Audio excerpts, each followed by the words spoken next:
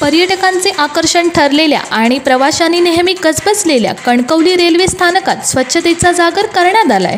तुतारी express, Konkan Kanya express आणि मंगलोर एक्सप्रेसमधून प्रवास करण्यासाठी मोठ्या संख्येने प्रवासी रेल्वे स्थानकात आले होते। या सर्व प्रवाशांना प्रत्यक्ष भेट देत त्यांना पत्रक देऊन कचरा रेल्वे स्थानक किंवा प्लॅटफॉर्मवर टाकू नये, तसेच रेल्वे गाडीमध्ये कचरा फेकू नये अशी विनंती करण्यात आली। स्वच्छता मिशन सिंधुदुर्ग यांनी पुढाकार घेऊन हा उपक्रम राबवलाय।